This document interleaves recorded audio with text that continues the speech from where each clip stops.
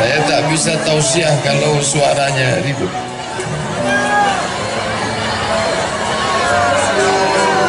Tenang. Tadi mereka minta duduk karena ibu bapak yang di belakang mau menengok. Duduk. Duduk ke bawah. Karena protokol berpantun, maka tradisi orang pesisir, kata dia, mesti pula dibalas dengan pantun. Anak nelayan menangkap kepah. Kepah ditangkap berharga murah. Sudah lama berceramah, baru inilah disambut berkarpet merah.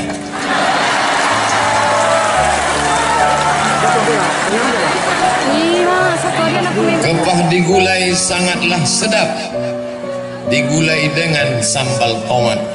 Berjumpa dengan Pak Bupati Pangonal Harahap yang lebih ganteng dari Ustadz Somad. Itu pun pantunnya baru dapat tadi. Tadi Pak Bupati menyebut, katanya kisah mengundang saya ini penuh dengan liku-liku. Sebetulnya itu singkatan saja. Kepanjangannya penuh dengan liku-liku, laki-laki yang tak laku-laku kena luka-luka. Saya diundang oleh Bapak Menteri Pemuda dan Olahraga melalui stafnya. Ustadz Somad, kami staf menteri, kapan Ustadz bisa datang ke Jakarta? Saya jawab, saya penuh sampai Desember 2018. 15 bulan lagi saya tak bisa diundang. Kemarin di Yogyakarta, saya diundang di UII, Universitas Islam Indonesia. Lalu datang salah seorang keluarga Pak Jokowi, Presiden. Ustadz, mau kami undang ke Solo, acaranya pembagian 1000 Quran gratis. Nanti Pak Jokowi akan menyerahkan Quran, Ustadz yang ceramah. Saya jawab, insya Allah bisa 2019. Tak bisa. Ketika saya pulang ke rumah, tepatnya jam 5 sore, sampai di rumah badan letih. Tak berapa lama terdengarlah suara orang mengetuk pintu. Saya buka pintu, saya tak kenal. Assalamualaikum Ustaz. Waalaikumsalam. Silakan masuk. Dari mana? Kami utusan Bupati Labuhan Batu. Langsung dari Rantau Prapan ini? Iya. Maksudnya mau mengundang Ustaz. Tak mungkin saya jawab 2019. Terbayanglah saya ini orang datang dari Labuhan Batu, Rantau Prapat, masuk ke Riau, sekarang baru datang hanya untuk mengundang. Terbayang saya lagi kalau dia pulang, saya tak datang, akan dihamuk oleh Bupati. Maka waktu itu lama saya berpikir, tunggu saya buka jadwal saya dulu. Saya lihat adalah yang bisa saya datang, tapi saya tak bisa malam. Karena saya mengajar sampai jam 5 sore. Habis itu baru kita berangkat malam, paginya ceramah. Memang kebetulan acaranya memang kita buat pagi Pak Ustaz. Oh, kalau begitu buatlah hari Rabu, hari Selasa saya selesai mengajar jam 5 sore, jemput saya sore, berangkat kita malam. Lalu istirahatnya kapan? Di mobil itulah kita istirahat. Alhamdulillah tadi malam tertidur, sampai di sini pas azan subuh, sholat subuh. Selesai subuh langsung kultum. Kuliah 7 menit. Tapi karena sedap jamaah itu bertambah 20 menit. Habis itu baru pulang ke hotel, tidur 1 jam. Jam 7 bangun. Barulah kemudian berjumpa dengan Pak Bupati, berjumpa dengan Pak Wakil Kapolres, berjumpa dengan Pak Komandan Kodim, berjumpa pula dengan guru saya dulu di Madrasah Aliyah Sanawiyah Muallimin Medan tahun 1993. Itulah dia Ustadz Darwis yang sekarang menjadi Ketua Majelis Ulama Indonesia Kabupaten Labuhan Batu. Di antara semua ustadz di Muallimin itu, inilah ustadz yang paling saya ingat. Kenapa? Pernah kami ditempelengnya satu lokal. Dia mengajar bahasa Arab. Waktu itu dia masih muda, sedang keras-kerasnya. Tamatan Libya, Muammar Gaddafi. Satu yang tak ditempelengnya, namanya Yusuf. Sekarang kerja di kantor urusan agama Kabupaten Pasaman. Saya tanya dia, "Sof, ingat kau Ustaz Topo?" Ingatlah, kata dia. Aku yang tak ditempeleng, karena kecil dia. Sekali tempeleng mati si Yusuf. Alhamdulillah hari ini berjumpa balik. Mungkin karena barokah guru itulah kita bisa menjadi orang hari ini. Oleh sebab itu tak sakit hati Ustaz ditempeleng, tidak, tapi ingat ada. Masya Allah. Berjumpa semuanya hari ini.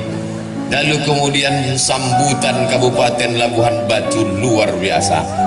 Belum pernah saya berceramah tentara polisi sebanyak ini. Ini yang selama ini mengejek-ejek saya di internet, dibuatnya foto saya pakai kacamata, dicoret-coretnya, karena dia selama ini hanya menengok yang mengawal saya Satpol PP. Setelah hari ini tahu dia saya pulang dari Labuhan Batu, polisi, tentara, insya Allah tak ada berani lagi ini. Tengoklah nanti. Luar biasa. Tadi disambut mulai jam 7, jam 8, jam 9. Makan sarapan pagi. Tak berhenti berfoto. Sampai terlintas di pikiran saya, aku ini diundang ceramah apa diundang berfoto? Begitulah sambutan masyarakat, kerinduan kaum muslimin musliman di Labuhan Batu. Sampai di dalam bersalaman, disuguhkan pula, didudukkan saya didampingi dua, Pak Bupati, Pak Wakil Bupati. Makanannya, kuihnya, buah-buahannya, macam-macam buah. Cuman sayangnya tak dibuka plastiknya. Mana abang mau makan?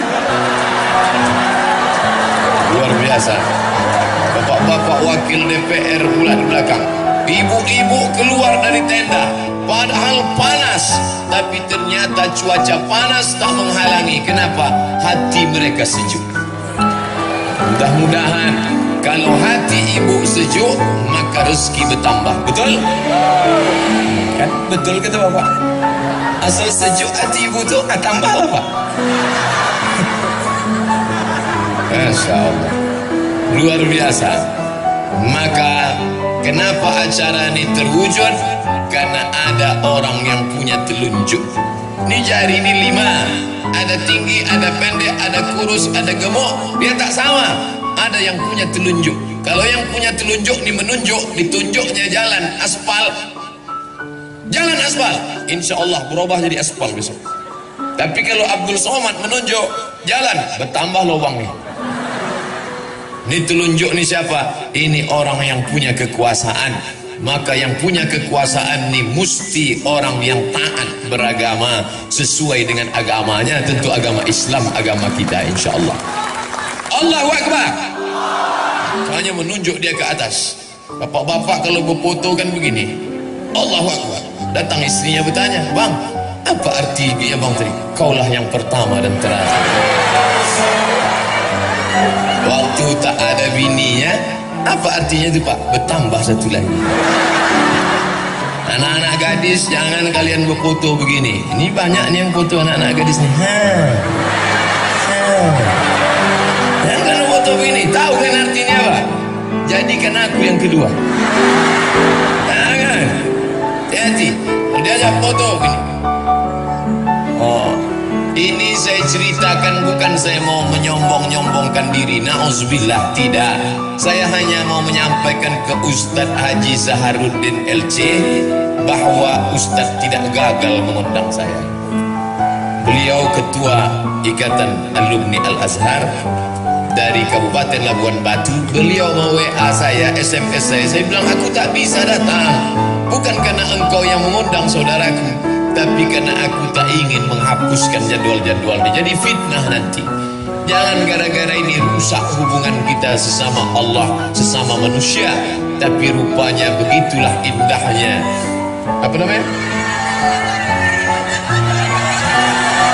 Ibu-ibu itu mau foto, minta izin sebentar. cukup lah tu ya. Hilang pula bahan awak menengok ke belakang. Maka kalau ada orang punya kekuasaan, tolonglah agama ini dengan kekuasaannya. Saya pulang kuliah dari Maroko tahun 2008. Datanglah 3 orang, 1 pensiunan tentara, 1 pensiunan polisi, 1 pensiunan perusahaan minyak. Selesai saya ceramah, dia datang, Ustaz Abdul Somad, apa yang bisa kami lakukan untuk menggoncang? Apa yang mau digoncang? Tangan pun digoncang udah. Kalau mau menggoncangkan negeri ini, ketika kau masih aktif, ketika ada kekuasaan, tolong agama ini dengan kekuasaan. Allahu Akbar. Tahun 1998 saya dapat beasiswa 100 anak Indonesia lulus berangkat ke Al-Azhar Mesir. Dari yang tes 1000 orang, saya termasuk yang 100 itu dapat beasiswa ke Al-Azhar Mesir, tapi ongkos berangkat tanggung sendiri. 1998 krisis moneter, sebelumnya dolar 2000 meletup menjadi 20.000, duit tak ada. Saya kirimlah proposal ke majelis ulama, ke rumah zakat, badan amil zakat. Akhirnya kakak saya pun dipanggil. Hari ini ikut kakak saya itu dengan mak saya pergi ke masjid untuk ke kantor zakat. Katanya anak kami dikasih zakat mau berangkat, Pak. Iya. Berapa? Terima aja lah. Dibuka di rumah 200.000. Mau dikirim ke Mesir 200.000 pakai rakit batang pisang lah. Di mana daerahnya ini? Tak boleh disebut nama daerahnya, menjaga kode etik jurnalistik. Cukup ajalah ambil pelajaran. Tapi di Labuhan Batu, ketika kekuasaan ini dipegang oleh orang yang paham, bukan dikasih 200.000, akan diberangkatkan 5 anak Labuhan Batu ke Kairo. Oleh sebab itu beruntung betua saya mendengar kata sambutan tadi bahwa ada anak Labuhan Batu yang akan dikirim. Sakit hati saya. Awak dulu sekolah mau mati Pak ya. Anak Labuhan Batu ini enak-enak aja berangkat.